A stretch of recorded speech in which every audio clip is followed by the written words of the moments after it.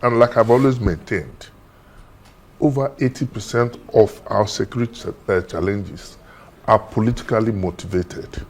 And the politicians are at it again. Still Thursday, the 7th day of August 2025. Good evening, everyone. Thanks for joining me in this video.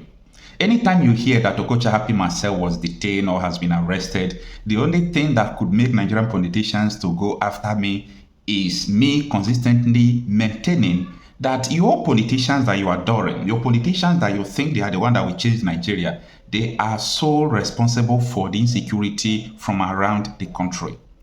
I have consistently maintained this even before Commissioner of Police Zamfara State revealed police investigation that top political class, including the lawmakers, are part of the banditry. I have consistently maintained all these things right from 2021, 2022. Now, the people who are only vindicating me in all these things I'm saying are either former police IG, former commissioner of police, former DIG, like Kunde Olaomi, who was the director of a Defense Intelligence Agency, DIA, former DSS directors. These are the only people who always come out, and most of them don't say it, why they are still on seat. They will make sure that they will leave the office before they will come out to say the truth. And once again, I have been vindicated again. A former DSS director, Mr. Mike Ejiofor, was on Arise News yesterday, and he made the same statement, and he said, 80% he said 85, okay? 85% of the insecurity in Nigeria are politically motivated. They are sponsors organized by politicians. You that is believing that the same set of politicians that are going to change Nigeria, you believe that the same set of politicians are your God. They are the future you are seeing. They are the one that will make you to see a new Nigeria. Now that former head of Defense Intelligence Agency, former DSS director, so many top Nigeria military personnel and security intelligence boss have revealed that the same set of politicians, they are the one killing you, sponsoring insecurity. What are you going to do?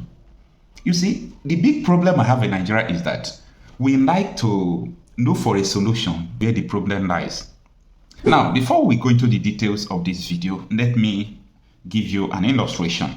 If you have a house and maybe as you are going out, you forget that your tap was leaking, you did not off it, and you went to work. While coming back, you open your sitting room, and the level of the water is already up above your sofa or your center table in your sitting room. What are you going to do? To start packing out the water or to go and off the tap first?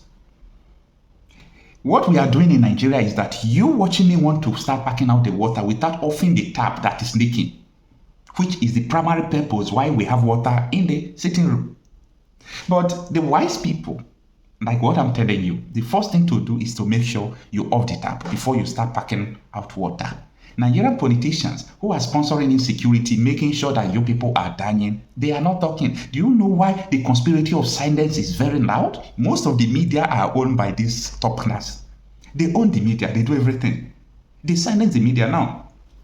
This non-governmental organization in America was saying that Nigerian media is conspiring with the terrorists because they see that these people are not reporting the reality. People will die. You will see some top and big news media, they will not report it.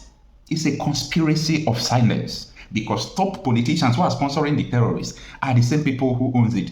Governor Adeya of Benue State last month here said that their investigation revealed that senators are sponsoring the killing in Benue. What happened? Who talked about it? Nobody, absolutely nobody. Everybody, shh. A governor, sitting governor, accused senators of killing people in Benue. Everybody is quiet. Dauda Lawal, the incumbent governor of Zamfara State, said Tinubu, Minister of Defense State, is part of the banditry. He pays bandits. He sponsored it. Everybody, shh. Nobody's talking. And you still want these politicians to come and save you. They are your messiah.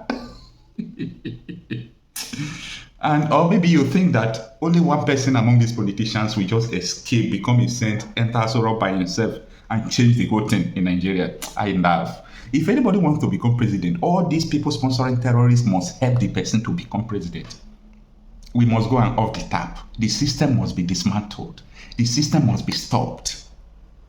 Okay? And this is my stand, my concept, why I don't oppose any agitation for actualization of, any self-determination, struggle. I don't oppose it. This is just the sole reason. Because if you say you want to fight for this country, if you really want to fight well, they will kill you. Remember Gani, remember Fenda, remember many of them. Many of Nnamdi Kanu is still in detention. Look at, they broke Sowore's right arm today. This was the same person that was just fighting for police, for them to have good money, good pay, gratuity. They broke his hand today. If you really want to fight, sincerely for Nigeria, you will die in it. Unless everybody will make up their mind, we are ready to die. And I thought that was what would happen during end by government protests last year.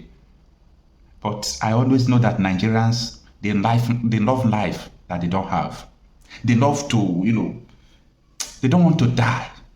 But literally they are dying every day. But nobody wants to die. They want to go to heaven, they don't want to die. If you tell them, come out, let's do this. So that end by government protest, I thought it could be one of the greatest revolutions, the way it was prepared.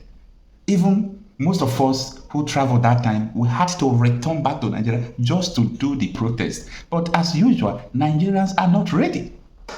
Nigerians are not ready. These are the things we are seeing. Now, for some of you who don't know this man, that is this man you are seeing on the screen. Yes, he is the ex-DSS director. He said 80% of Nigerian security is politically driven.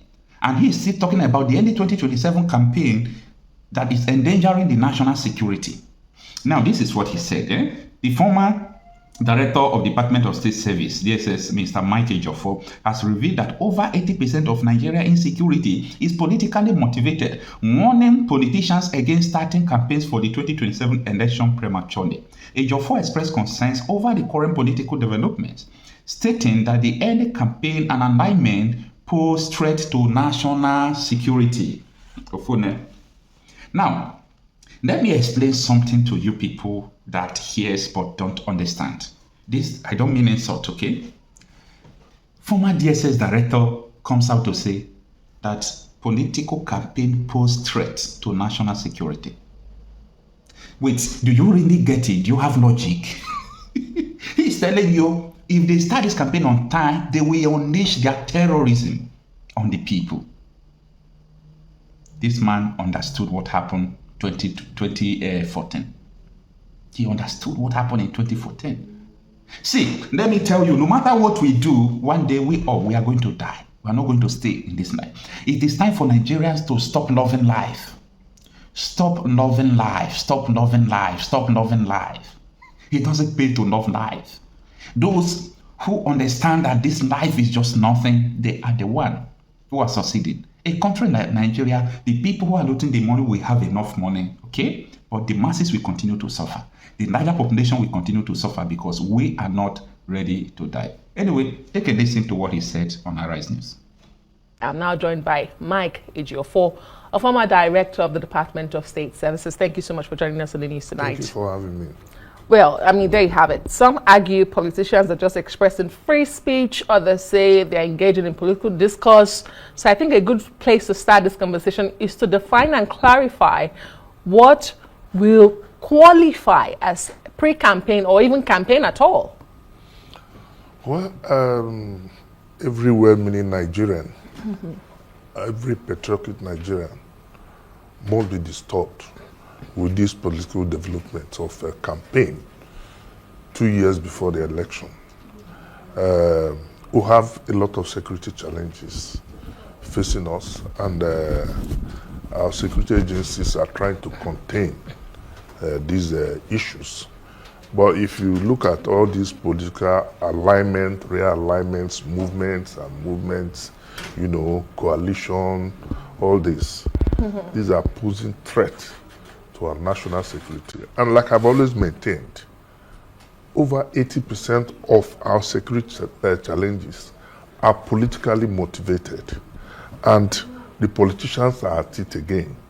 I believe that government should, on its own, concentrate on governance now It's still early in the day for all the political parties to be coming, campaigning, alignment, endorsing candidates. ADC will endorse candidates. We have 3 candidates. APC will be endorsing the president. Labour Party is in disarray. And all these things are challenges that, if not checked, I was happy this morning when I read in the papers that INEC, but I expected it to have come earlier, has warned political parties on their conduct. It is not sufficient to warn them. They must take action to stop them from all these activities that are likely going to cause a lot of security problems for our security agencies. So you do believe that all of these are campaigns, these endorsements and realignments? I mean, we have President Tinubu being endorsed daily, Peter Obi and Rotimi Amechi promising one-term presidency. Atiku Abubakar is not far behind, also making his own promises. The ADC coalition is also there.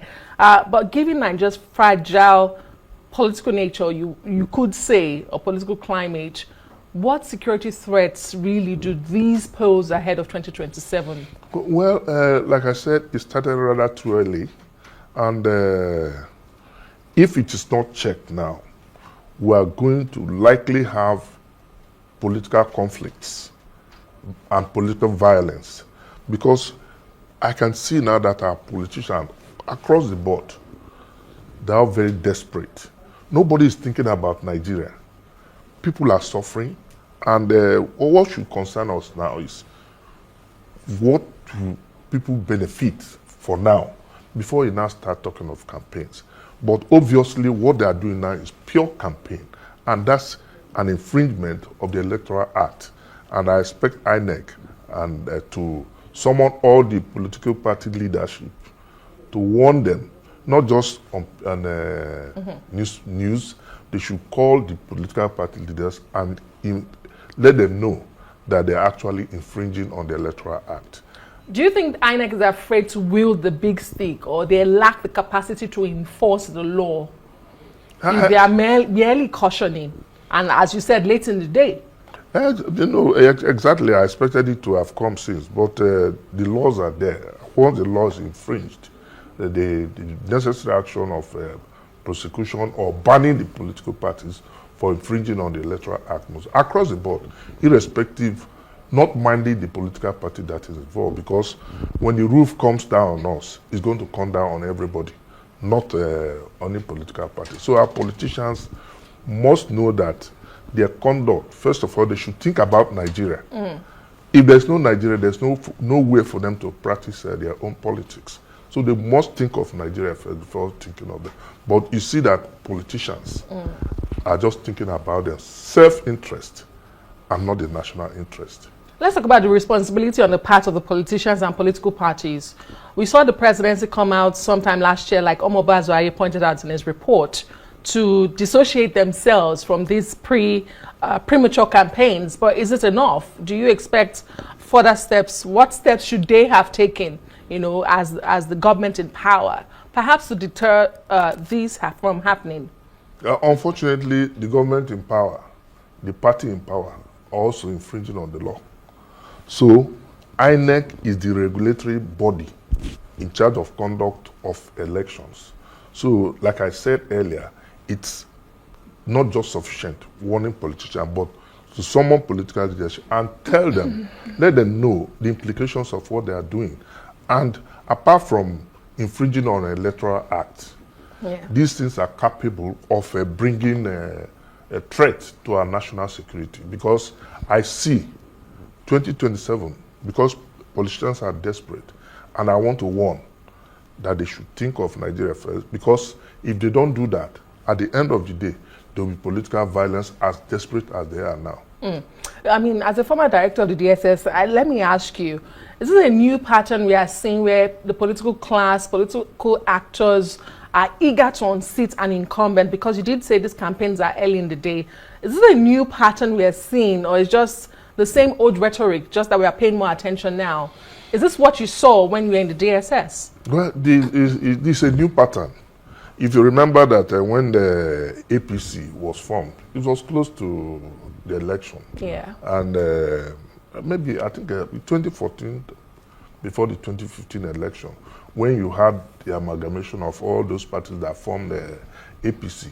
But what they're doing now, like I said, I'm not exonerating any political party, because APC too, if you go like Omobazo or the report, you see the pictures, the banners, posters of the president everywhere. And I'm sure the president must also not have mandated what all the politicians, because of their own personal interest, everybody endorsing this, endorsing that, endorsing that. And the opposition parties too who want to key into it and counter whatever action the government in power, the party in power is doing. So at the end of the day, we might likely have conflicts. Is there a role for the security agencies to play here? I mean, we've talked about the role of INEC itself and the politicians. How about the security agencies? Is there something they can do? Yeah, this way, if INEC summons a meeting of all the political parties, the leadership, the security agencies, you remember we have this, I can't remember the name, this joint body that regulates all in the office of the NSA. The police, the SSS, the army, everybody should be involved, all the major stakeholders, so that it doesn't get out of hand. That's my concern. Okay, I think that's a very good place to leave it. It's Mike Ejiofor, a former director of the Department of State Services. And I mean, this is where we pray that your prediction doesn't come to pass, but then the work has to be put in by all concerned, that this prediction of security crisis ahead of the 2027 elections does not degenerate to political violence. Thank you so much for sharing your thoughts.